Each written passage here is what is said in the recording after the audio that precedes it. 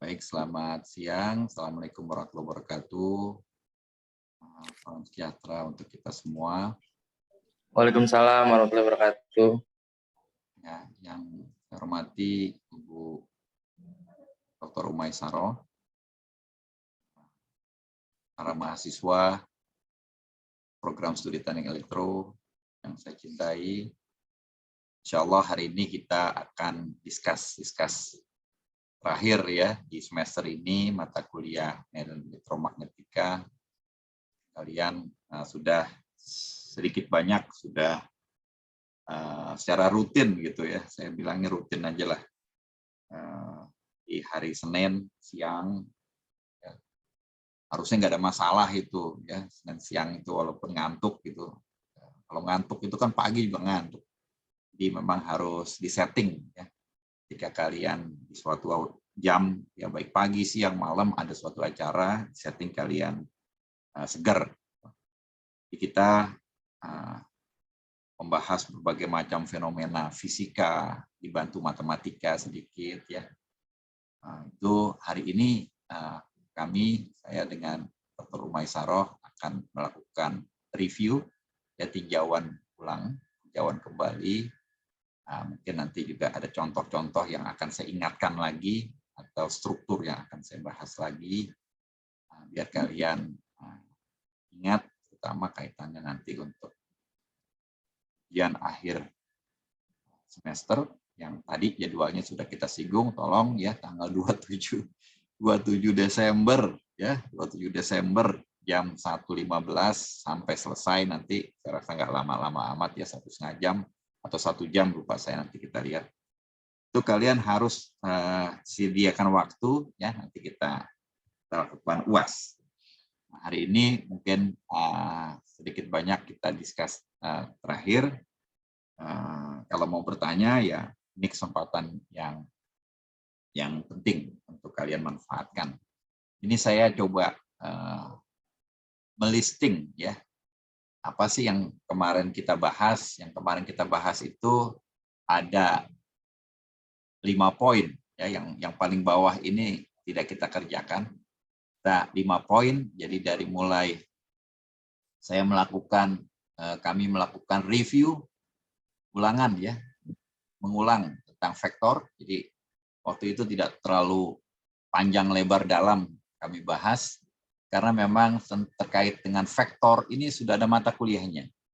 Cuma kami sadar bahwa yang telah berlalu itu sering kita lupa. Ya, kita lupa basicnya, lupa teorinya, lupa apalagi penggunaannya. Jadi kami waktu itu mereview lagi karena kami sadar bahwa ini semua itu ketemu lagi di sini ketika membahas tentang elektrostatika. Jadi kalian ingat waktu itu kita ada integralnya juga nih di sini nih, hukum Gauss ya. Kemudian kita juga ada integralnya di potensial listrik. Ya, nanti akan saya bahas detailnya berikutnya. Kemudian setelah membahas tentang elektrostatika, kami membahas tentang arus listrik. Nah, ini menarik sekali karena fenomena ini dilengkapkan lagi dengan medan magnet.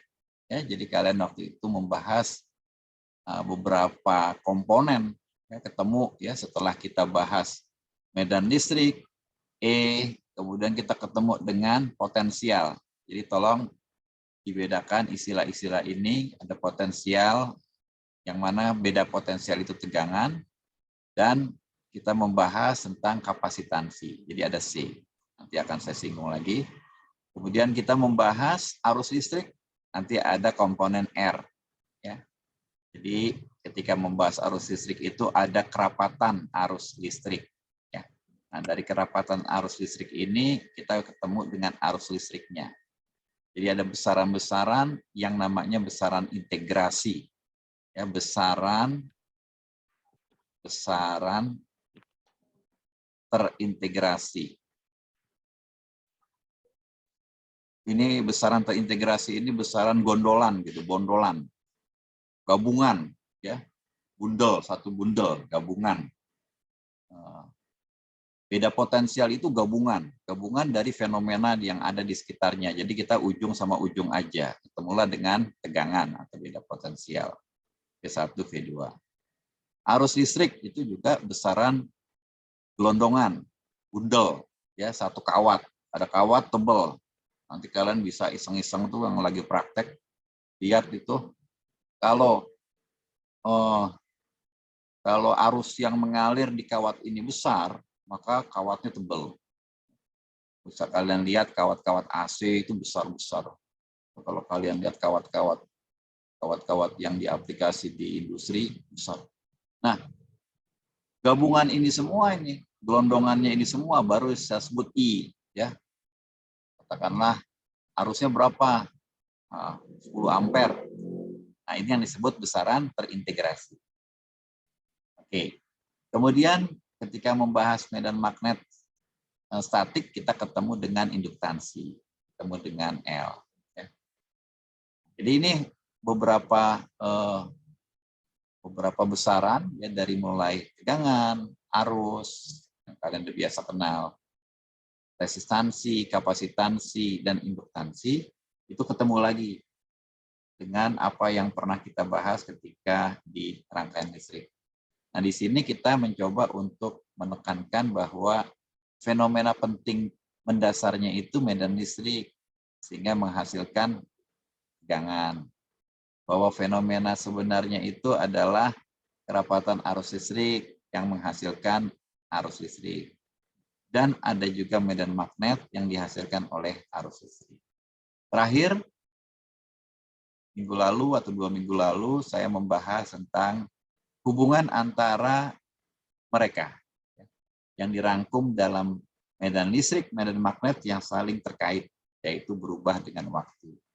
Di sini ada fenomena besar yang nanti akan saya bahas lebih panjang lagi, yaitu fenomena terjadinya induksi muatan, ya, induksi tegangan.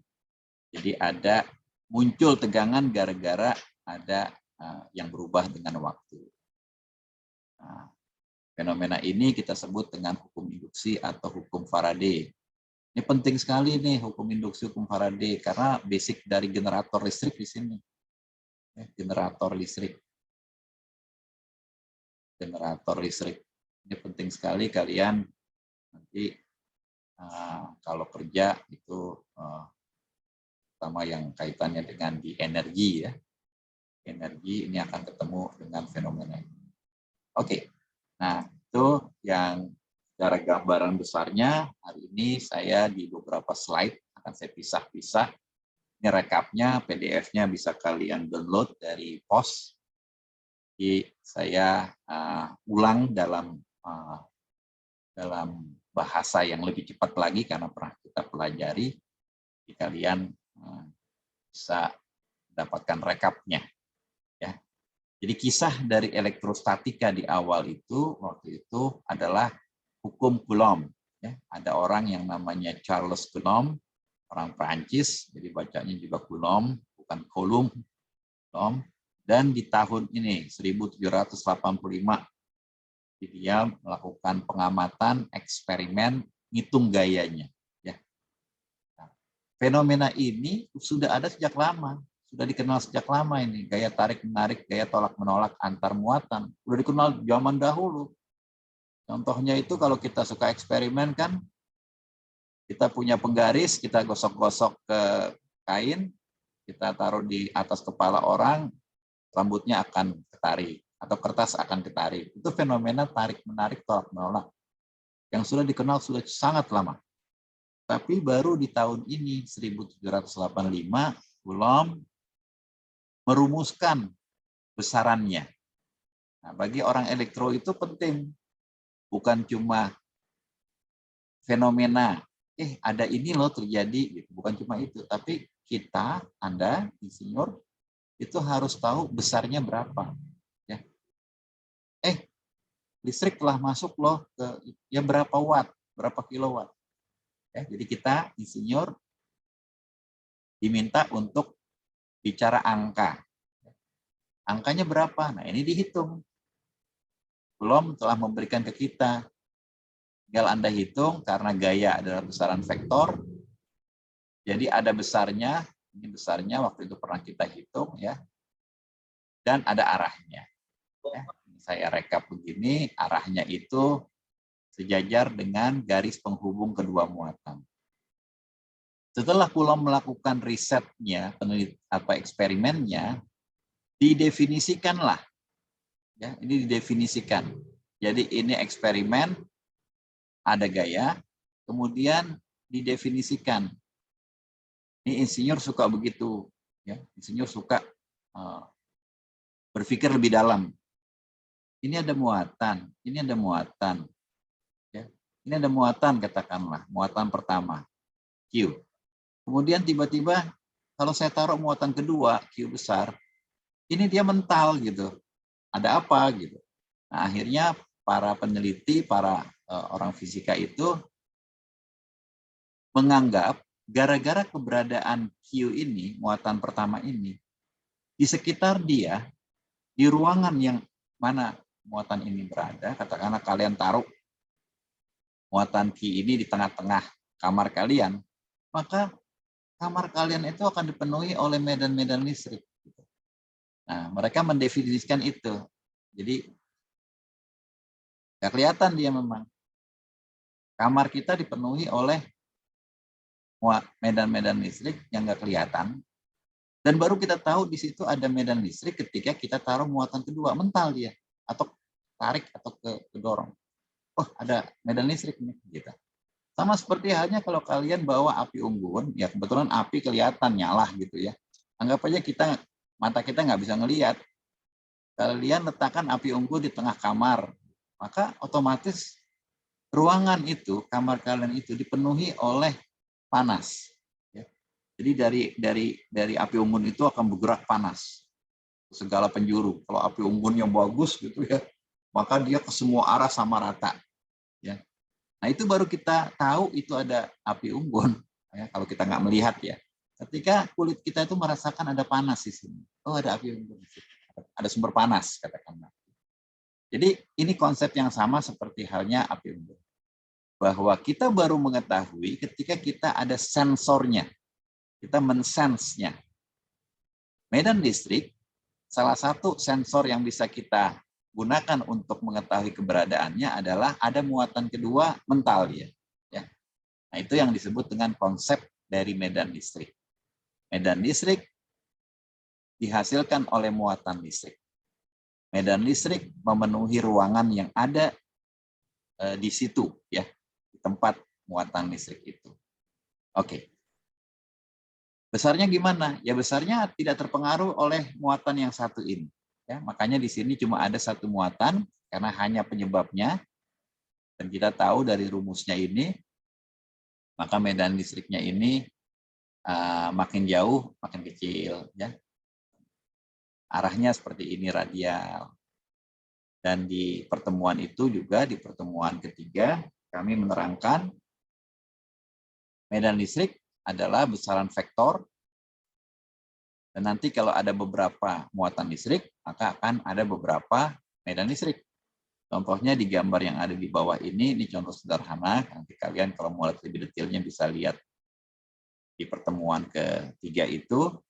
Ini muatan positif yang warna merah, ya muatan positif. Yang warna hijau ini muatan negatif. Jadi terjadi penjumlahan secara vektor medan-medan listrik. Dan menariknya adalah kalau kalian lihat dari gambar ini ada konsekuensinya nanti belakangan bahwa medan listrik itu bermula dari muatan positif dan berujung pada muatan negatif. Nah, ini konsekuensi yang penting sekali nanti. Ya, kondisi yang memberikan implikasi atau konsekuensi penting. Nanti ada beberapa gambar itu begitu. Jadi dari positif ke negatif. Ini adalah E, medan listrik. Ya, E. Makanya kita sering bilang positif ini adalah sumber, nah, negatif ini adalah, nah, kalau ini sumber itu source, kalau ini sink, ya tempat masuk, ya tempat masuk air itu. Kalau di kamar mandi itu sink itu lubang buangan itu tuh, semua keluar, semua masuk ke situ untuk keluar, untuk pergi entah kemana. Nah, kalau ini mungkin source, jadi katakanlah kerannya kali ya. Yang ini kerannya tempat keluar air. Oke, nah dari situ juga berkembang lagi melalui eksperimen. Nah ini kabarnya eksperimen ini salah satu pemainnya itu Faraday juga. Jadi dia melakukan eksperimen campuran, ada konsep dan definisi, jadi campuran semuanya. Kalau cuma eksperimen aja nggak nyambung. Jadi dia mengamati bahwa muatan listrik menghasilkan medan listrik itu sifatnya kayak panah-panah yang keluar begitu ya, panah-panah yang keluar begitu. Di sini kalian bisa ngelihat dengan jelas ini, panah-panah ya. Nah kalau kita letakkan sebuah bidang, maka bidang ini ditembus oleh dia. Jadi kalian bisa bayangkan panah-panah itu menembus bidang. Bidangnya bebas saya gambarkan. Bahkan nanti kayak saya gambarkan bebas ini kayak hati gitu. Bebas. Nah, si Faraday dan teman-temannya itu merisetkan bahwa medan listrik itu menembus permukaan menghasilkan flux. Ya. Saya rada susah juga menerjemahkan. Saya sering menerjemahkan flux ini aliran. Ya, kalian bisa bayangkan itu kalau angin berhembus, dia nabrak layar dari sebuah perahu, maka itu aliran dari angin tadi menabrak perahu. Ada manfaatnya enggak? Ada implikasinya enggak? Ada. Ya. Ini juga demikian. Jadi kita letakkan muatan permukaan ini, kemudian ditembus oleh medan listrik, itu ada implikasinya. Nah, implikasinya adalah bahwa flux ini, kalau kita amati berdasarkan permukaan tertutup, jadi kalau saya gambarkan, katakanlah sederhananya saya bikin bola lah di sini ya. Bola itu 3 dimensi, bukan lingkaran, 3 dimensi. Dan bola itu tertutup. Atau kalau kalian iseng, katakanlah saya nggak bikin bola, saya bikin kaleng gitu ya. Saya bikin silinder dari kaleng. Nah ini nggak permukaan tertutup. Nah, jadi medan listriknya menghasilkan flux karena menembus permukaan tertutup. Nah di sini saya pernah bahas kalian ya, memang integral. Ini integral tadi. Dan kalau permukaan tertutup ini seperti ini, integralnya ada tambahan lingkaran kecil. Saya pernah ajarin ke kalian jangan bingung sama integral. Integral ini sebetulnya penjumlahan biasa. Di integral itu kalau kalian belajar metode numerik, integral itu sering diganti menjadi penjumlahan. Nah, ini penjumlahan. Kalau integralnya 2, penjumlahannya 2. Nah, gitu ya. Susah banget sih Pak. Iya, sebenarnya gampang aja. Kalau integral 1 itu linier, garis, jadi jumlahkan aja ini, jumlah ini, jumlah ini, jumlah ini, jumlah ini. Kalau dia 2, itu berarti bidang. Nah, kalau bidang itu ada 2 lonjor kita bilangnya nanti. Ada kolom, ya ini kolom, dan ada baris. Nah ini 2 kali ya. Kalian kalau belajar metode numerik pasti pakai coding, pakai MATLAB, pakai Python. Itu nanti ada for-nya 2 kali. Ada for pertama, ada for kedua. Nah itu jadi sumasinya 2 kali. Ya, jadi kalian jangan bingung. Nah di sini kalau dia permukaan tertutup, maka akan keluar hukum Gauss. Nah ini menarik sekali. Hukum Gauss ini gabungan antara eksperimen dan konsep. Karena kalau eksperimen saja tidak terlalu mudah untuk kita bahas karena pada umumnya susah ini integralnya. Tapi kita permudah, integralnya kita permudah. Ya. Nah, hukum Gauss itu mengatakan kalau kalian memiliki katakanlah di sini medan listrik ya bisa disebut dengan E, bisa disebut dengan D ya. Karena hubungannya cukup jelas keduanya D sama dengan epsilon 0 dikalikan E ya. Ini medan listrik, kalau D ini sebetulnya ini D ini kerapatan flux listrik ya D. Kalau flux listrik itu psi. Nah, keduanya terhubung dari perkalian integral ya. Perkalian jumlahan sama aja. Jadi hukum Gauss. Hukum Gauss itu bilang apa? Hukum Gauss itu bilang kalau kalian menyelubungi medan listrik atau suatu wilayah yang ada medan listriknya dengan permukaan tertutup, Maka kalau kita jumlahkan seluruh flux yang menembus ini, baik menembus keluar ataupun menembus ke dalam, maka hasilnya adalah jumlah muatan yang ada di dalam permukaan tertutup itu. Ya, jadi ini menarik sekali hukum ini, nggak terlalu mudah, ya nggak terlalu mudah kok bisa sampai ke situ pikirannya ya. Ini pasti orang cerdas ya. Sekali lagi gabungan antara eksperimen dengan konsep, itu orang hebat itu pasti ketemu di sini. Kadang-kadang kita tuh hanya konsep aja gitu. Ya. Konsep apa ya? Eksperimen nggak bisa. Atau ada juga orang konsepnya nggak ngerti, eksperimen ya jalan. Nah yang indah itu kalau dua-duanya jalan. Ada juga dua-duanya nggak jalan, nah itu paling buruknya. Jadi paling hebat itu konsep dan eksperimen jalan. Nah ini penemu hukum Gauss itu ketemu dua-duanya nih, konsep dan eksperimen. Maka dia menyimpulkan seperti itu. Nah ini implikasinya kalau kalian nanti iseng-iseng ya, iseng-iseng lihat, kalau saya coba coret-coret di sini ya, ini sebagai tambahan aja.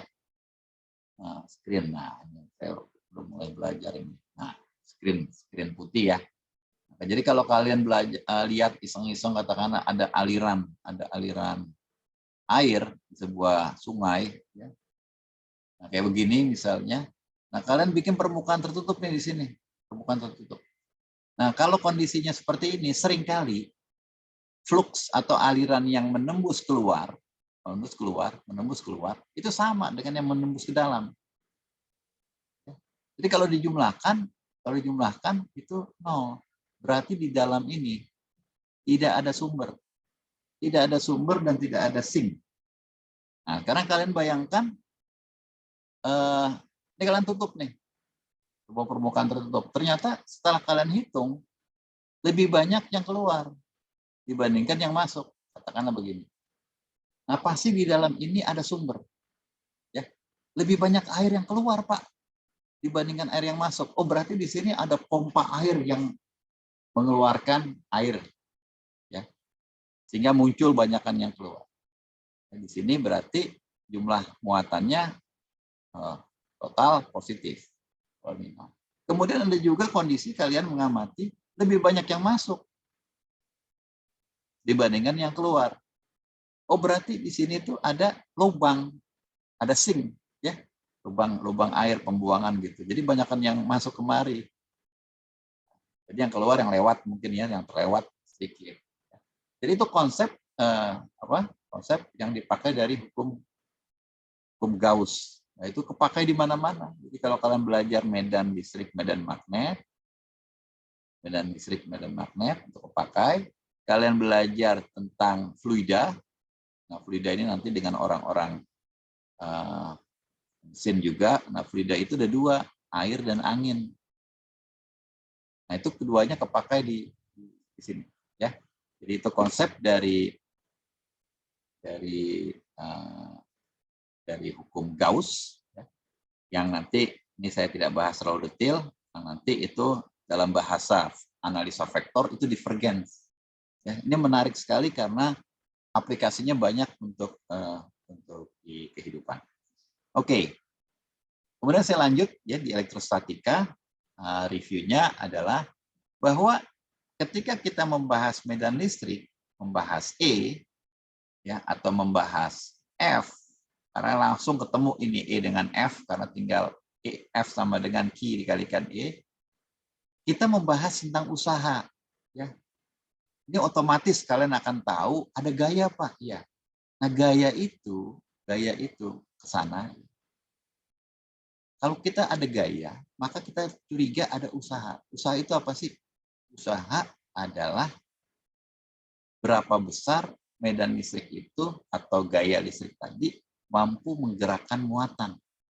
Ya, kita punya muatan listrik nih di sebuah ruangan, dan kita percaya gara-gara adanya muatan listrik itu, maka adanya medan listrik. Ada medan listrik itu kan. Jadi ruangan kita penuh dengan medan listrik. Kemudian kita challenge lagi. Kalau saya taruh muatan di sini, apa yang terjadi? Muatan kedua, Q2. Gitu. Oh, nanti akan ada gaya nih, Pak. Nah, kalau ada gaya, maka kita curiga ada usaha nggak? Ya, usaha itu bisa terjadi ketika ada pergerakan. Nah, disinilah kita ketemu dengan rumus yang kita kenal dari fisika mekanika, bahwa gaya dikalikan gerakan atau perpindahan, ya, gerakan perpindahan dari suatu titik A ke titik B, maka dia ada usaha di sini. Nah, di situ kita langsung memanfaatkan, kalau dia melakukan usaha berarti usahanya positif karena dia mendorong. Nah, disitulah menariknya kita mendefinisikan beda potensial. Nah, ini seperti halnya yang kalian pernah kenal, setiap ada gaya, setiap ada medan. Ya, apakah itu medan gravitasi, apakah itu ada medan lainnya, ya katakanlah air yang bergerak, itu gravitasi kan ya. Nah, itu maka potensinya akan terjadi gerakan. Jadi ketika kalian membahas tentang gaya gravitasi, katakanlah saya letakkan sebuah batu di ketinggian, katakanlah di sini, di ketinggian H dari sebuah permukaan di mana kita berada, maka dia memiliki potensial yang lebih tinggi dibandingkan sini. Dia berpotensi untuk digerakkan oleh medan gravitasi. Nah, konsep ini kita pakai di sini. Jadi ini gabungan-gabungan ya antara riset atau eksperimen dengan potensial. Nah, itu langsung diterjemahkan dari besaran ini, ya. Jadi potensial atau beda potensial itu diterjemahkan langsung dengan usaha dibagi dengan muatan. Ya, jadi beberapa itu memang definisi. Kita nggak kenal untuk potensial itu apa sih. Nah, kita tahu energi potensial. Ya, energi potensial itu pasti ya W juga, pasti satuannya kalau nggak Joule, Newton second. Tetapi di teknik elektro atau di elektrostatika atau di medan listrik kita definisikan bahwa W dibagi Q yang nggak ada hubungannya sama Q nantinya. Karena kita dapati persamaan ini. Ini dari mana sih nih? Ya, ini sebetulnya sekali lagi, kalau kalian lihat integral, jangan bingung. Ini penjumlahan. Penjumlahan dari apa, Pak? Penjumlahan dari potongan-potongan dia ini. Jadi kalau kalian mengintegralkan ya, nah ini saya coret-coret sedikit. Kalau kalian mengintegralkan X dx, itu artinya kalian menjumlahkan potongan-potongan X. Dari mana? Dari A, misalnya A itu 1. Sampai B itu 7. Kalian potong dari 1 sampai 7. Kebetulan ini rumusnya gampang nih, begini. Kalian potong-potong ini, jumlahkan. Oh, ternyata luas. Bawah kali tinggi. Ini juga luas sebetulnya. Jarak dikalikan dengan medan listrik. Cuma karena vektor jadi sedikit lebih susah. Ya. Jadi kalian jangan bingung, intinya jumlahkanlah hasil kali medan listrik dengan jarak pergerakan, pergeseran. Oke, ini definisinya kita bilangnya beda potensial. Ya, langsung di sini ketemu dengan beda potensial. Nah, di sini sedikit dioprek lagi karena kita tahu gerakannya dari A ke B, maka potensial A dikurangi potensial B. Gerakannya dari A ke B. Jadi berapa sih usaha yang dilakukan oleh medan listrik untuk menggerakkan muatan dari A ke B? Nah, berarti nanti potensialnya itu VA dikurang VB. Karena asumsinya itu VA lebih besar dari VB. Ya. Kalau kalian ingin mendapati hasil yang positif. Sama kayak di sini. Ketika kalian membahas tentang gaya gravitasi, ya saya potong di sini aja nih. Potensial di sini lebih tinggi dibandingkan di sini. Sehingga terjadi otomatis kerja. Nggak mungkin benda dari bawah ke atas bergeraknya. Pasti dari atas ke bawah.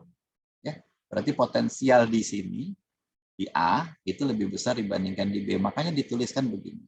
Kalau kalian balik, ini hasilnya negatif. Tidak mungkin muatan itu bergerak melawan kodratnya. Ya. Katakanlah tadi, di sini muatannya, medan listriknya kayak begini ya. Ini muatannya positif. Dia ke sana, itu nggak mungkin. Dia pasti ke sana. Jadi itu makanya didefinisikan potensial atau beda potensial dengan cara seperti ini, dan dari situlah muncul perhitungan potensial. Ya. Perhitungan potensial itu biasanya merujuknya nanti ke ke tempat yang lebih jauh, ya, bahkan diambil tak terhingga. Ya. Jadi dari situ, nah kalau di sini biasanya potensialnya itu dihitung dari pusat bumi, ya, yang mana kita abaikan nanti akhirnya permukaan bumi yang kita pakai. Oke, nah dari sini kita sudah lengkap membahas tentang elektrostatika. Berikutnya kaitannya dengan material. Ya, di sini ada material. Saya membagi material di elektrostatika secara sederhana saja, yaitu yang pertama metal ideal, yang kedua dielektrika ideal. Nah, sebetulnya di antara keduanya itu ada material yang real. Ya. Saya tidak bahas, mungkin nanti juga bisa disinggung ketika membahas arus listrik. Oke, ketika kita membahas metal ideal, ada syarat di sini. Tidak ada medan listrik di dalamnya, karena metalnya ideal. Kemudian implikasi dari syarat ini, waktu itu pernah saya bahas, implikasinya itu berupa kondisi di permukaan metal ideal. Jadi kalau saya memiliki medan listrik, sana, ya entah medan listriknya kacau balau gitu ya, kemudian tiba-tiba saya letakkan sebuah metal sini. Saya pakai warnanya ya. Tiba-tiba saya letakkan metal di sini. Ini metal. Maka medan listriknya harus berubah. Jadi terjadi proses perubahan yang nanti ada transient dan steady state. Ya. Jadi medan listriknya itu harus tegak lurus ke sana.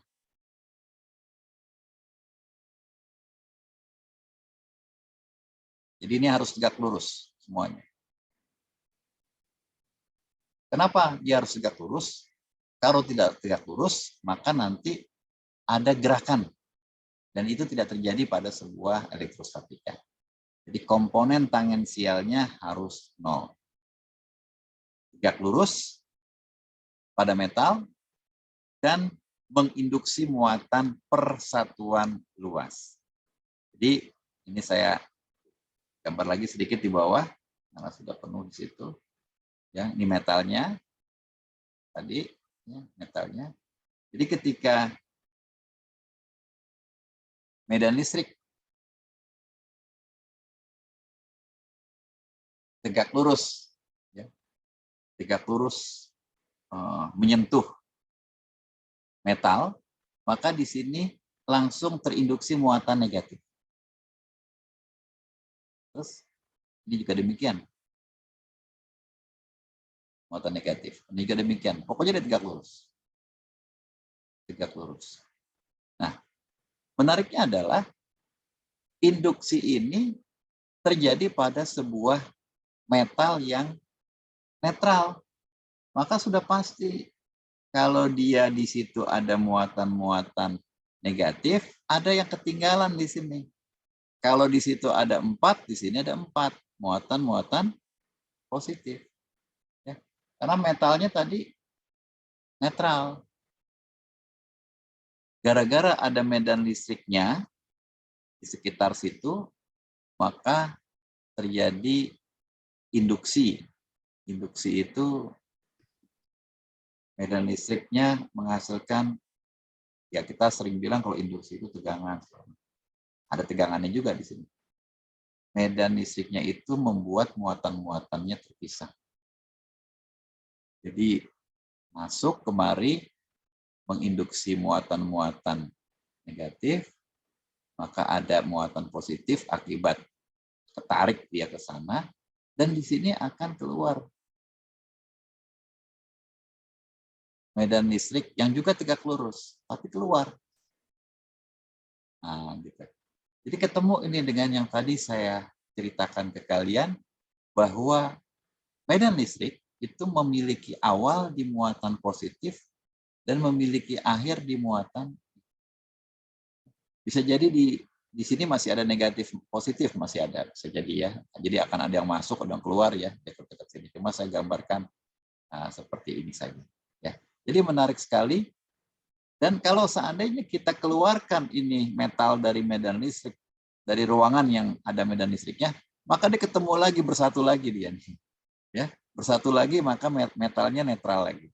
Nah, itu yang menarik pada metal di dalam elektrostatika. Kemudian material lain adalah di elektrika. Kalau ini adalah metal ideal, kalau ini adalah di elektrika ideal. Apa beda keduanya? Metal ideal di dalamnya tidak ada medan listrik. Sedangkan di elektrika itu bisa ditembus oleh medan listrik. Ya, ini sesuai dengan makna di elektrika. Nah, di elektrika ini dari bahasa Yunani, kata-kata di, ya, di itu artinya bisa ditembus. Nah, bisa ditembus oleh apa? Oleh elektrik, oleh medan listrik. Nah, ini menariknya. Menariknya, jadi kalian sebagai insinyur, kita dapat warisan banyak dari orang-orang fisika, dari orang-orang matematika, kita manfaatin aja. Oh, ternyata begitu. Oh, ternyata begini. Kita manfaatkan.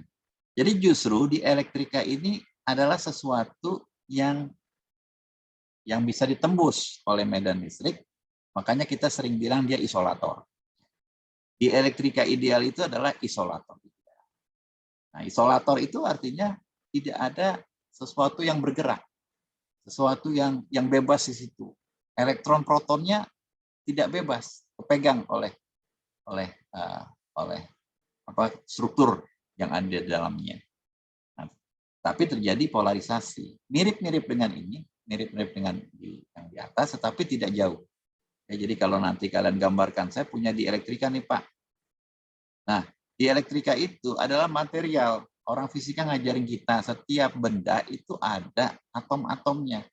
Dan di dalam atom-atom itu ada proton, ada elektron. Mereka ngajarin gitu. Sama seperti di atas inilah ya. Nah, kalau metal itu elektronnya itu bebas. Kalau di elektrika elektronnya kepegang sama atomnya. Jadi hanya terjadi katakanlah kalau kalian ngirim medan listrik, katakanlah medan listriknya karena medan listriknya tembus lah katakanlah gitu ya. Maka kedua besaran tadi katakanlah proton dengan elektron. Karena arah E-nya ke sana ya, arah E-nya ke sana. Maka negatifnya akan di sini, positifnya di sini. Negatif di sini, positif di sini. Jadi dia tidak terjadi induksi yang frontal seperti ini. Dia hanya terjadi polarisasi. Ya. Terjadi polarisasi. Jadi selalu seperti ini bentuknya ketika ada medan listrik. Kalau tidak ada medan listriknya, maka dia random.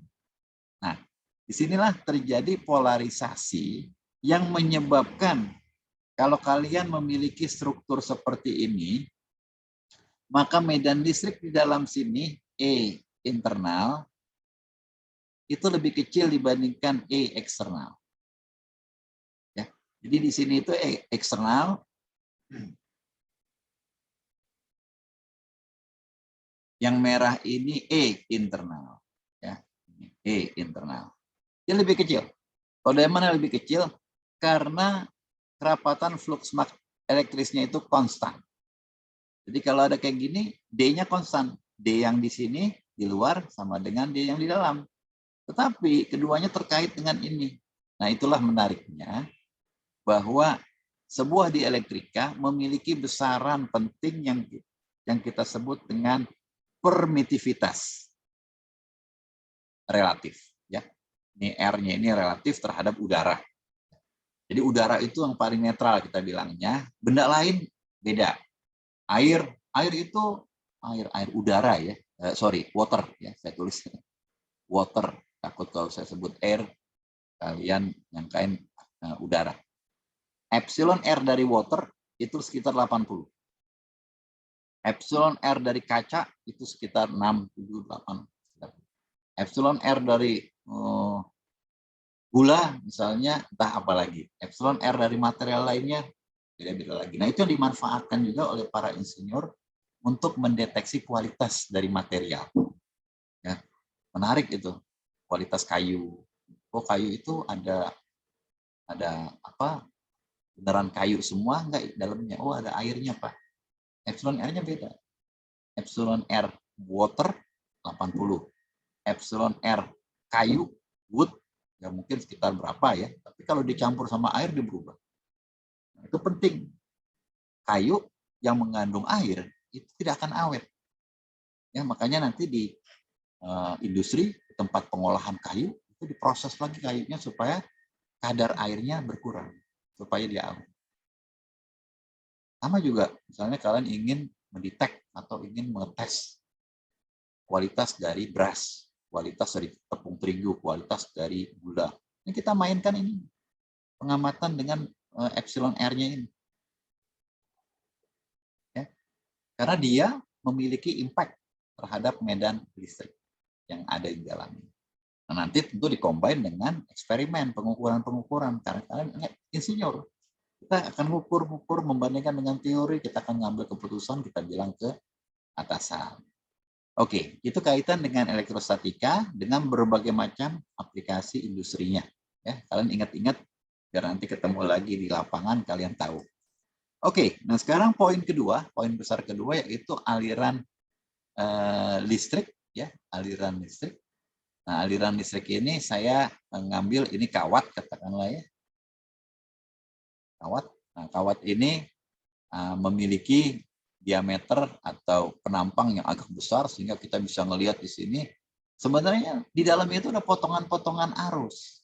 Potongan-potongan arus itu kalau kita jumlahkan semuanya dia jadi arus listrik. Ya, sekali lagi kalian jangan bingung sama integral, itu penjumlahan. Penjumlahan di sini, di sini, di sini, di sini, di sini, di sini. Jadi ada dua Pak, iya karena dia ngitung lonjor gitu katakanlah kolom dengan baris. Ya bentuknya bebas, mau lingkaran, mau segitiga, mau elips, mau kotak bebas. Ya. Nah, jadi arus itu adalah besaran terintegrasi, besaran gelondongan satu bundel. Kita sebagai insinyur itu ngamati jangan bundelan. Kalau bundelan itu, wah untungnya berapa? Untungnya sekian. Enggak, kita ingin detailnya. Nah, detailnya itu namanya J, kerapatan arus listrik. Ya. Namanya memang agak aneh, kerapatan arus listrik. Namanya kerapatan arus listrik sih, ya karena ketika kita jumlahkan ini, ya kita tahu I itu satuannya ampere. S ini satuannya meter persegi. Ya J itu satuannya ampere per meter persegi. Ya mau nggak mau kita namakan arus persatuan luas atau bahasa lainnya kerapatan. Nah, yang menariknya adalah J ini vektor, besaran vektor. Dapat dari mana kita J ini? Kita dapatnya dari sini. Nah ini yang tadi menarik sekali. Di slide sebelumnya kalian mengenal permitivitas tadi. Tadi saya coret di sini ya. Tadi sebelumnya kalian mengenal epsilon R. Nah sekarang di slide ini kalian mengenal kappa. Kadang-kadang dia pakai sigma. Kalian mesti fleksibel ya. Karena banyak buku, beda penulisan. Ini namanya konduktivitas. Konduktivitas. Bahasa Inggrisnya conductivity. Daya hantar listrik ya. Ada dua nanti, ada daya hantar panas, ada daya hantar listrik. Ini daya hantar listrik. Jadi ini adalah kawat dan kawat itu dari tembaga, dari kuningan, dari emas. Metal-metal yang barusan saya sebut itu adalah metal yang real yang ada di lapangan. Tadi sebelum ini saya membahas metal yang ideal. Metal yang ideal metal, ideal konduktor. Itu kapanya atau sigmanya tak terhingga. Nah ini kita hanya ada di buku lah ya. Kalau di lapangan kita coret lah ini. Enggak Pak, ya ini memang enggak. Nah tadi kita bahas itu. Ketika kita bahas itu ketemu di sini nanti tak terhingga. Kalau tak terhingga gimana Pak? Tak terhingga dikalikan sesuatu tak terhingga dong. Ya, maka kita nggak ketemu di situ. Makanya kita bilang dari awal tadi di pembahasan elektrostatika medan listriknya itu 0. Sehingga tidak menghasilkan apapun di sana. Atau apapun itu kecil, atau apapun itu hingga. Ya, jadi kita dari awal bilang nol. Nah, tetapi di sini untuk konduktor real konduktor ini kan material yang bisa menghantarkan arus listrik ya, seperti kuningan, tembaga, emas, aluminium dan sebagainya. Itu adalah material-material yang memiliki kapasitas hingga sangat besar. Tembaga misalnya, ya saya lupa ingat kalau nggak salah 5,7 kali 10 pangkat 6 Siemens per meter. Jadi daya hantarnya besar. Jadi ini kebalikan dari dielektrik. Jadi dielektrika itu tidak mampu menghantarkan, sedangkan konduktor mampu menghantarkan. Makanya di sini terjadi arus. Kita amati arus di sini. Nah, arus ini akan menghasilkan nanti di sini adanya, karena dia hingga adanya resistansi. Tapi resistansinya kalau kapanya besar, maka resistansinya kecil. Ya, itu ada hitung-hitungannya. Baik. Yang berikutnya adalah tentang medan magnet. Ya, ini sebelum nanti saya tutup dengan medan magnet berubah dengan waktu, kita bahas medan magnet dulu, dan ini juga menarik sekali. Jadi ini semua ceritanya cerita sejarah yang menarik. Kalian belajar lihat-lihatlah ya, belajar tentang perang di Penogoro nih sama nih Mbak di sini nih 1820. Di saat itu Orsted menemukan fenomena yang dia sampai melapor ke Raja Swedia, ke Ratu Swedia. Ya. Jadi Orsted ini riset dia. Jadi bukan kebetulan lagi bengong tiba-tiba dapat hasil, enggak. Dia riset. Cuma memang setiap orang kerja keras itu ada faktor luck-nya. Nah, di situ yang kita tuh kadang-kadang dapat luck tapi kita nggak ngeh gitu karena tidak jeli gitu melihatnya. Ini Orsted melihat dengan jeli. Dia riset berbulan-bulan, bertahun-tahun.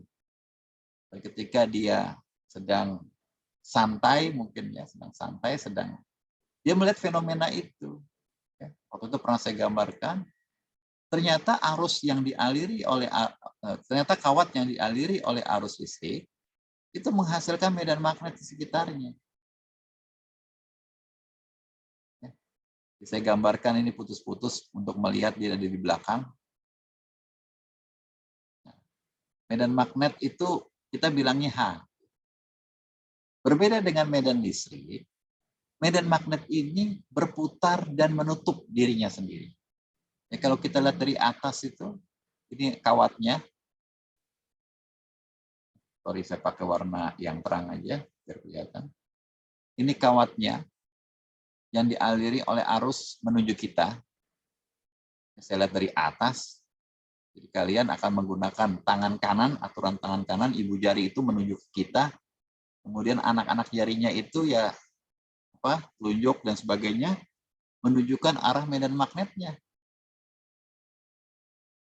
Ini dia arah medan magnet. Oh, kalau dekat di sini besar di medan magnetnya kalau dekat. Kalau jauh dia mengecil terus mengecil ya. Makanya hubungannya itu seperti ini. Kalau makin jauh makin kecil. Nah, yang menariknya adalah yang kita lihat di sini, medan magnet ini menutup. Ya, kita mulai di sini, berakhir di sini juga. Itu tingkah laku medan magnet seperti itu. Beda dengan medan listrik tadi. Ya, medan listrik itu ada mula dan akhirnya. Sekali lagi, ini Orsted menunjukkan itu dan bersama-sama dengan Ampere, dia menemukan yang mirip dengan Gauss. Apa itu? Ya, dia mengambil lintasan tertutup, ya, lintasan tertutup. Kalau Gauss tadi permukaan tertutup, kalau Ampere lintasan tertutup. Lintasan tertutup ini kan sudah ada, Pak. Iya, memang diambil ini lintasan tertutup ini. Katakanlah dari sini dia jalan ditutup sampai di sini. Wah, kalau ini yang saya lakukan tadi barusan adalah jejak sebuah lingkaran, ya, yang barusan jejak sebuah lingkaran. Jika ini circle atau lingkaran dengan radius rho, maka panjang dari jalur tertutup tadi itu adalah keliling lingkaran 2 pi rho, ya 2 pi r. Ya, kalau ini radiusnya R atau rho, saya gunakan rho, maka 2pi rho. Nah, itu dengan mudah ya, mereka berdua ini saling menunjukkan bahwa benar itu. Ya, menghitung ini. Jadi di sini itu H dikalikan jejak panjang jalur tertutupnya, yaitu 2pi rho, sama dengan adalah jumlah arus yang ada yang dia kelilingi tadi. Nah, kebetulan kalau yang offset tadi I doang. Maka terbukti di sini bahwa H sama dengan I dibagi 2pi rho. Sama ini yang ditunjukkan melalui hukum Ampere dengan yang ditemukan melalui eksperimen oleh Oersted. Jadi ketemu di situ bahwa medan listrik, medan magnet dengan arus itu saling berhubungan. Kalau tadi di medan listrik, muatan adalah sumbernya. Ya. Nah, bahkan dalam suatu pengamatan yang lebih mendalam dengan analisa vektor, kalian menemukan melalui teorema Stokes, ini kita bilangnya curl ya, atau rotasi. Saya sebetulnya lebih suka bilang rotasi. Medan magnet berotasi mengelilingi arus listrik. Nah, ini menarik sekali. Saya lengkapi di sini. Saya pakai screen lagi tadi. Ya, kalau tadi saya menerangkan divergensi, sekarang saya menerangkan curl. Curl. Curl atau bahasa lainnya itu rotasi, atau kalau mau secara matematika dengan simbol nabla, cross, itu rotasi, itu bercerita mengenai apakah sebuah medan itu berputar apa tidak. Kalau berputar, maka di situ akan ada sumbernya. Dalam hal ini tentu kalau medan magnet sumbernya adalah arus listrik. Nah, itu kalian bisa lihat ketika kita kembali saya menggunakan fluida. Katakanlah kalian lagi melihat selokan lah ya, selokan yang nggak ada sampahnya tetapi airnya pun mengalir tenang gitu. Nggak kayak banjir bandang. Jadi yang gampang dulu. Jadi kalau kita perhatikan selokan itu selalu kalau kita taruh kertas kecil di sini atau benda kecil yang mampu didorong oleh air tadi, maka bendanya ini seperti berputar begini. Dia seperti jalan berputar begini. Kenapa demikian? Ya karena menurut orang-orang fluida, kalian bisa belajar dari orang mesin, kalau ada sebuah selokan di dalamnya mengalir air, maka di tengah-tengah ini aliran yang paling besar. Ini mengecil, jadi dia seperti membuat sebuah sinus gitu. Katakanlah sinus biar gampang. Di sini itu tidak ada air yang mengalir karena dia dihambat oleh pinggiran dari selokan ini. Nah, curl itu cerita apa? Curl itu cerita bagaimana medan aliran ini memutar sebuah kertas. Jadi di sini itu V-nya alirannya itu lebih besar dibandingkan di sini. Di sini tuh kecil, ke arah sana juga. Sorry.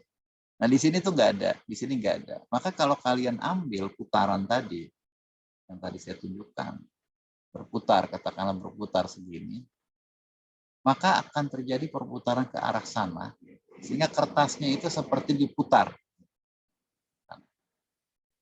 Nah, kalau kalian taruh di sini, tengah-tengah, itu nggak ada. Karena di sini sama besarnya. Maka benda itu cenderung akan gerak ke sana saja. Jadi kalau di pinggiran, bendanya itu mengalami gerakan translasi dan rotasi. Kalau di pinggiran. Kalau di sini hanya translasi saja. Itu prinsip dari rotasi.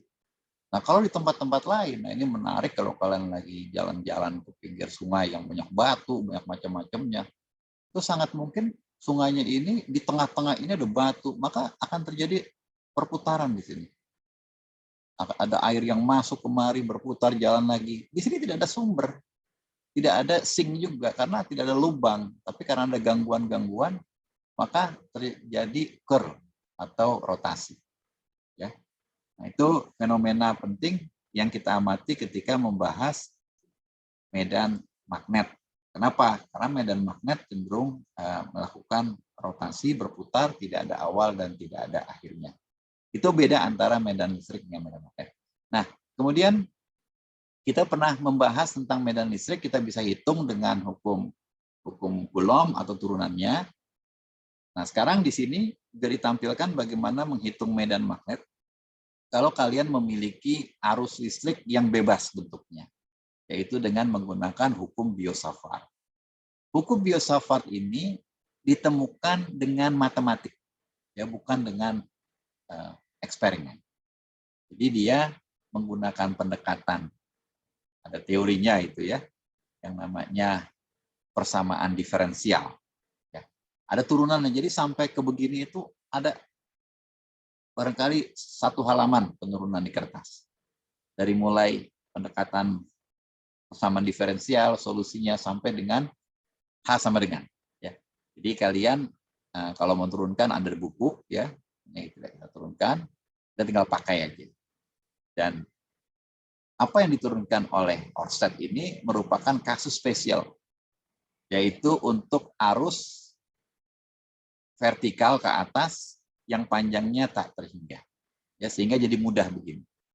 Sedangkan hukum Biot-Savart itu lebih realistis, jadi kawatnya panjangnya hingga, dan kawatnya tidak harus vertikal gitu aja, karena nggak ada gitu kawat yang vertikal. Ya kalian pasti kawatnya itu ya katakanlah seperti ini misalnya ya. Ini ada sumber tegangan, di sini ada resistor, ya pasti seperti ini arusnya mengalir. Ya, nah itu hanya bisa dilakukan dengan menggunakan hukum Biot-Savart, tidak dengan yang diturunkan oleh Ørsted. Seperti halnya medan magnet, seperti halnya pada medan listrik, di medan magnet juga kita bahas adanya flux. Nah, untuk membedakan dengan yang tadi kita sebut flux elektris, di sini flux magnetis. Dan ada juga kerapatan flux magnetis sebagai pasangan dari kerapatan flux elektris. Gimana cara perhitungannya? Persis sama. Ya. Jadi kalian tadi selalu menggunakan D. Nah, sekarang pasangan dari D ini adalah B. Tadi kalian menggunakan E, pasangannya di sini H. Ya, lagi ganti aja. Ya, kalau tadi itu kan C sama dengan integral D ds. Sekarang Cm. Ya. Tadi harusnya kita sebut Ca ya, tapi nggak apa-apa. Ini sekarang Cm sama dengan integral atau perkalian penjumlahan B dengan Es. Dan antara B dengan H itu terhubung dengan permeabilitas yang habis ini akan saya bahas. Nah, menariknya adalah pada medan magnet, karena medan magnet itu tidak mempunyai awal dan tidak mempunyai akhir, maka integral permukaan tertutupnya itu 0. Ya. Jadi kalau kalian bahas di sini permukaan tertutup, maka jumlah yang keluar sama dengan jumlah yang masuk. Jadi kalian tidak akan mendapatkan di situ hasil seperti halnya ketika membahas medan listrik. Nah, sekarang material. Material di medan medan magnet statis, ya, itu jadi ada besaran ketiga. Ya, tadi mudah-mudahan nanti ada rekapnya. Jadi ada epsilon R, ada kappa, dan sekarang ada mu R. Ini untuk menggambarkan di elektrika. Ini untuk menggambarkan kemampuan konduktivitas.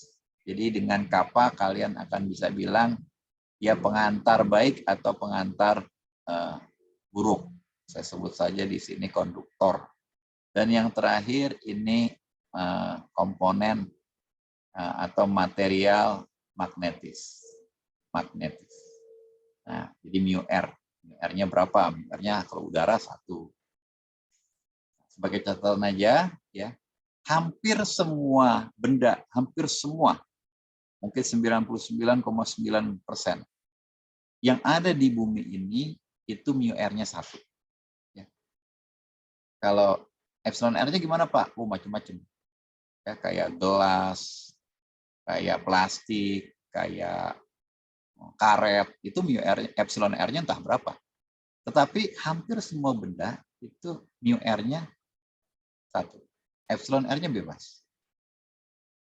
Jadi nggak banyak benda-benda yang mu R-nya lebih besar dari 1. Yang lebih besar dari 1 itu misalnya ferit. Ferit. Itu dipakai untuk apa? Untuk induktor. Ya. Jadi kalian akan ada bahasannya di entah slide berapa, akan saya rekap komponennya. Di sini saya ingin menyinggung saja. Ya, jadi medan magnet itu terpengaruh oleh mu R. Medan listrik terpengaruh oleh epsilon R. Hubungannya tadi kalau kita mau rekap ya, hubungannya epsilon R dikalikan E. Ya, sebenarnya ada epsilon nolnya juga. Kalikan E itu sama dengan D. Kemudian tadi kita membahas J sama dengan kappa dikalikan E. Dan sekarang sebagai pelengkapnya B mu 0 mu R dikalikan dengan H. Ya. Jadi di sini ini kaitan dengan medan listrik. Kita bahas selesai. Ini kaitan dengan arus. Ini kaitannya dengan medan magnet yang saat ini di slide ini kita bahas. Nah, menariknya adalah untuk ngatur medan magnet, ya kita harus punya mu R. Untuk ngatur medan listrik, kita harus punya epsilon R. Nah, sekarang gimana nih cara ngatur medan magnetnya? Carilah material yang mu R-nya tinggi. Ini disebut juga material magnetis. Ada nggak? Ada walaupun sedikit. Ya, itulah yang dipakai ketika kalian membuat trafo. Ya, ini saya gambarkan aja.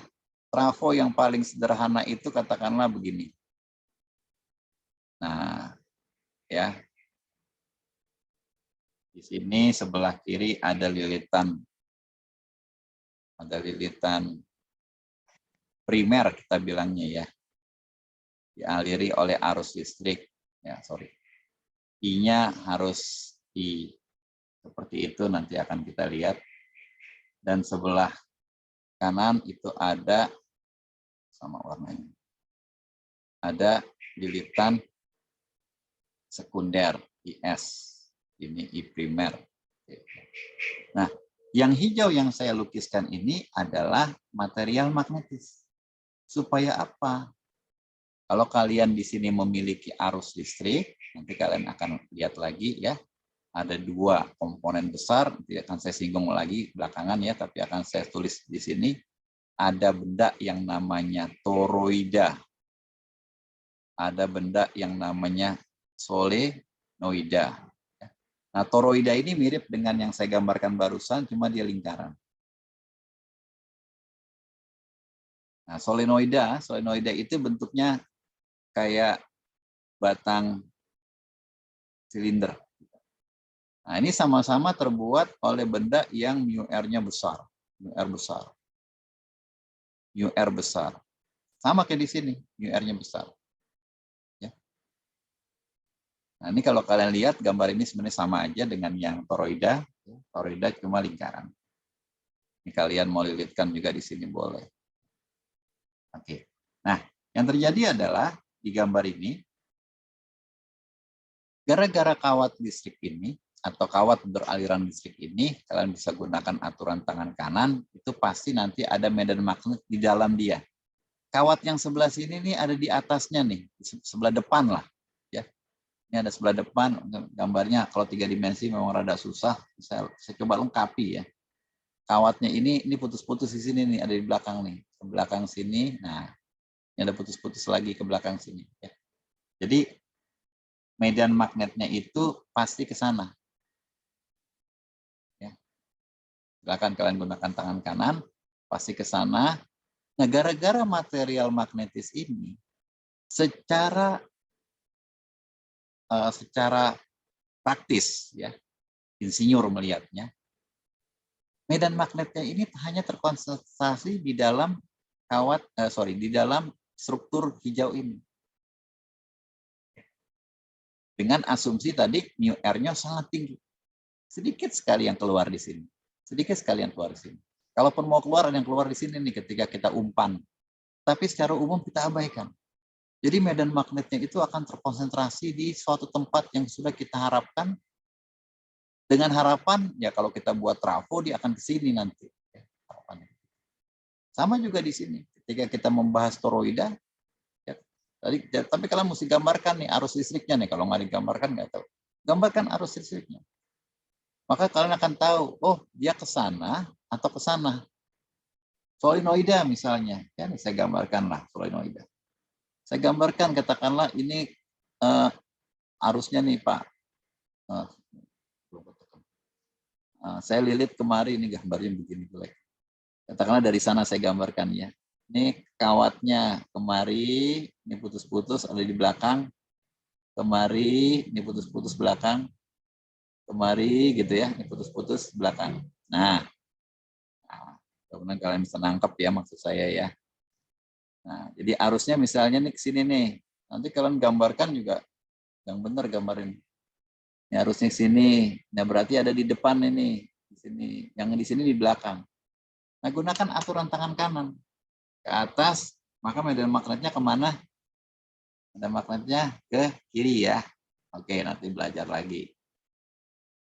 Dan magnetnya di dalam solenoida ini ya, itu ke arah sini. Ya, aturan tangan kanan. Nah, gitu. Kok dia nggak muter kemari sih, Pak?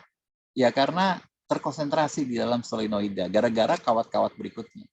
Memang nanti dia akan berputar begini nih, ke depan kita ini, depan kita gini.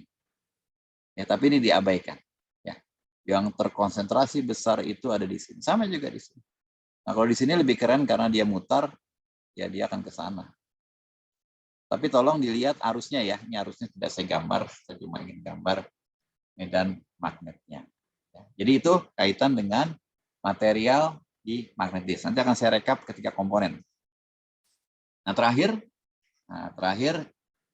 poin terakhir setelah membahas elektrostatika, arus listrik, magnetostatika, tentu kita akan lengkapi dengan medan magnet yang berubah dengan waktu. Ya, sebenarnya di sini ketemu medan magnet dengan medan listrik ketemu. Cuma seringkali kita nggak nyinggung medan listriknya, padahal ada medan listriknya. Ada tegangan, ya kalau ada tegangan itu pasti ada medan listrik. Apa yang terjadi ketika medan magnet berubah dengan waktu? Nah, ini riset yang dilakukan oleh Michael Faraday. Kembali Faraday bertingkah. Beberapa minggu lalu saya sempat nyinggung ya, Michael Faraday ini nggak pinter-pinter amat sebetulnya. Memang demikian. Michael Faraday ini cerdas, ya. Dia pendidikannya nggak tinggi, matematikanya nggak jago, tetapi eksperimennya jago.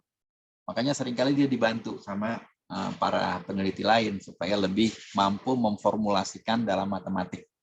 Tapi dia jago sekali ketika riset mulu, ya. Nah ini hukum induksi itu karena risetnya dia yang nggak kena lelah. Ya, dia bertanya-tanya gitu. Itu arus listrik menghasilkan medan magnet. Medan magnet bisa nggak menghasilkan arus listrik? Ya. Bisa nggak menghasilkan potensi untuk menghasilkan arus listrik? Potensi untuk menghasilkan arus listrik itu namanya beda potensial atau tegangan. Ya.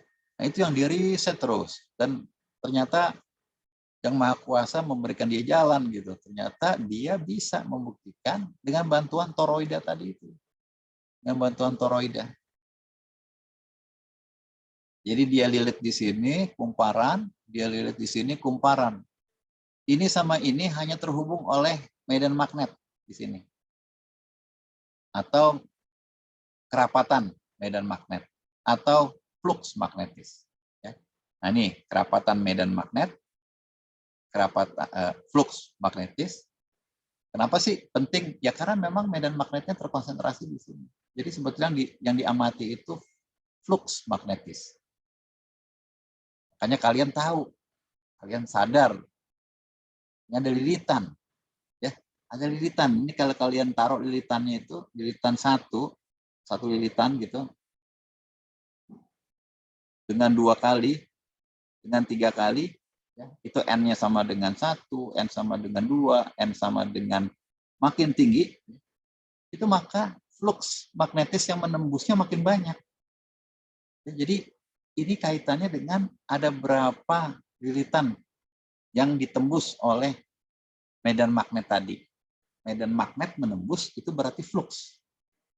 Makanya kalau kalian ingin membuat suatu motor yang hebat, suatu generator yang kuat, lilitannya banyakin gitu. Kenapa? Nembusnya banyak. Bukan cuma segini doang nih, ya. S ini bukan cuma segini doang, tapi gara-gara sekali, 2 kali, 3 kali, 4 kali, n kali lilitan. Ya, kalau kalian lihat itu lilitannya bisa 1000 kali. Jadi 1000 kali lebih besar. Ya. 1000 kali lebih besar Cm. Dan menariknya adalah ketika dia berubah dengan waktu, ini yang Faraday buktikan, bahwa induksi ini munculnya tegangan di sini, itu hanya terjadi kalau ada yang berubah dengan waktu. Apa yang berubah dengan waktu? Fluxnya. Maka dia buktikan itu. Ada 3 kasus yang dia amati. Ini menarik sekali. Kasus ini dari mana? Dari rumus ini. Jadi kalian bisa lihat-lihat, iseng-iseng. Awalnya rumus ini, dan dia sadar bahwa flux magnetis itu tersusun dari medan magnet dan luas yang ditembus. Ini mainannya seorang insinyur akhirnya. Ya, para ilmuwan fisika itu cerdik sekali, tapi insinyur lebih cerdas. Insinyur harusnya lebih cerdas, karena insinyur senang ada parameter, ada variabel. Makin banyak variabelnya, mungkin makin menyusahkan, tetapi memberikan kita kelebihan. Ya, kalian catat nih ya, ada yang namanya degree of freedom. Degree of freedom. Ini pasti selalu ketemu kalau kalian melakukan perancangan, melakukan desain. Sebebas apa, Pak? Saya mendesain. Sebebas-bebasnya. Wah, itu enak sekali insinyur kalau bilang. Saya boleh, Pak, merancang motor yang lebarnya 3 meter. Boleh. Enak kan? Ya, walaupun tidak terlalu begitu juga, ada batasannya. Lo nggak boleh motor 3 meter, orang nggak bisa lewat. Bentar, ya. Nah, itu degree of freedom ini yang dimiliki oleh Faraday ketika melihat persamaan ini berdua. Yang tadinya dia hanya menduga tegangan induksi hanya bisa dicapai ketika medan magnetnya berubah dengan waktu saja. Tapi ketika dia lihat rumus ini, ternyata boleh juga luasannya berubah dengan waktu. Makanya ada 2 kasus pertama ini. Pertama, B-nya saja yang berubah dengan waktu, artinya di sini dia tinggal on off, atau dia gunakan sinus, maka di sini akan terjadi induksi. Ini prinsip trafo. Yang di kemudian hari teman-teman power itu senang sekali menggunakan trafo. Karena dengan trafo ini kita bisa step up, step down arus. Yang konsekuensinya adalah step up, step down tegangan. Kasus ini yang digunakan oleh trafo. Nah, ternyata dari rumus yang ini tadi, dia bisa juga medan magnetnya konstan, nggak apa-apa. Tapi luasannya yang berubah. Ini prinsip dari generator. Dinamo. Ya, kalau kalian lihat dinamonya sepeda zaman dulu itu ada dinamo yang berputar. Jadi gara-gara diputar, maka terjadi perubahan luas yang ditembus oleh medan magnet. Medan magnetnya nggak berubah. Yaitu medan magnet yang dimiliki oleh, yang dihasilkan oleh magnet permanen yang ada dalam dinamo. Nah, di kasus yang ketiga, bahkan kita ingin gabungin keduanya. Kasus pertama ditambah kasus kedua. Pertama dan kedua. 1 dan 2 digabung. Jika dua-duanya berubah, maka kita bisa mendapatkan keduanya. Ya, itu yang ditunjukkan oleh Faraday. Oke. Terakhir, saya ingin rekap ini bahwa pembahasan panjang mengenai medan elektromagnetika itu melahirkan berbagai macam komponen. Yang kita kenal zaman dahulu itu hanya sekedar RLC saja. RLC saja. Tapi di balik itu ada fenomena-fenomena yang menarik yang kalian bisa kembangkan. Jadi R yang kalian kenal, C yang kalian kenal, L yang kalian kenal, itu bisa kalian kembangkan untuk menjadi aplikasi yang luar biasa. Ya, kita mengenal ya gara-gara apa namanya medan listrik ya. Gara-gara medan listrik kita punya katakanlah sebuah struktur metal positif, metal bermuatan negatif yang kita tandai di sini dengan positif, positif, positif, negatif, negatif, negatif, itu gara-gara kita cantolkan dengan sebuah sumber tegangan. Ya, ini baterai positif, ini baterai negatif, kemudian kita copot, terbentuklah kondisi seperti ini yang pasti akan menghasilkan medan listrik di sini. Nah, ini yang kita sebut dengan kapasitansi atau kapasitor. Kapasitansi itu artinya kemampuan sebuah struktur menyimpan medan listrik. Bendanya namanya kapasitor. Kita udah kenal, benda ini dipakai di hampir semua rangkaian elektronika yang ada. Dan belakangan dia terkenal, ada istilah superkapasitor. Ini untuk proses charging yang cepat. Itu dipakai untuk kebutuhan yang segera. Jadi dikonsentrasikan sebuah kemampuan menarik energi dengan cepat. Kemudian juga aplikasi lainnya seperti touchscreen atau keyboard. Keyboard yang kalian selalu gunakan itu prinsipnya kapasitansi. Ada pergeseran, ya, jadi gara-gara pergeseran salah satu elektrodanya nih, katakanlah yang ini ke kanan ke kiri, maka kapasitansinya berubah, maka menghasilkan denyut listrik untuk dikirim ke komputer, katakanlah. Ya, jadi kalian bisa merancang berbagai macam komponen lainnya, ada banyak yang sepanjang kuliah juga saya sebut. Kemudian resistansi. Ini juga menarik, resistansi ini kemampuan dari suatu benda untuk menahan, kita bilangnya kan ya, untuk menahan gerakan.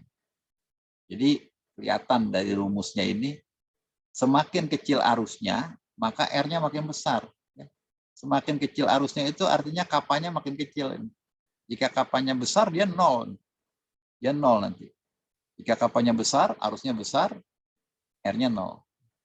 Nah, ini juga ada banyak sekali aplikasinya kaitan dengan resistansi, terutama di teknologi sensor. Ya. Resistansi juga dipakai untuk mengetahui, katakanlah, aplikasi untuk apa namanya peregangan dari sebuah benda. Ya, itu resistansinya ketarik, bendanya ketarik, resistansinya akan berubah. Dan yang terakhir, komponen penting yang kita telah lama kenal di teknik elektro dan dibahas secara mendetil di mata kuliah medan elektromagnetika adalah karena adanya arus, maka akan terbangkitkan medan magnet di sekitarnya. Kemudian kita sengaja bikin sebuah struktur yang mampu menyimpan medan magnet, kita bilang, yang mampu menghasilkan flux magnetis yang besar. Kalau di sini tadi tersimpan nih, di kapasitansi tersimpan medan magnet. Kalau di poin yang ketiga ini, ya, kalau kalian memiliki sebuah kawat, katakanlah begini, maka tersimpan di sini medan magnet. Tapi kalau begini aja, nggak banyak nyimpannya, maka dibuatlah, katakanlah lingkaran-lingkaran begini. Yang belakang kalian kenal, oh ini simbol induktor, simbol induktansi, ya. Karena dengan lingkaran-lingkaran ini yang tadi saya bilang lilitan begitu. Jadi kalau arusnya mengalir, ya terserahlah kalian mau gambar kemana, arusnya mengalir kemari, maka medan magnetnya akan ke sana. Ke sana, ya lawannya. Gantung kita ngeliatin dari mana ya. Nah, ini karena lilitan-lilitan ini adanya lingkaran-lingkaran yang ditembus oleh medan magnet ini.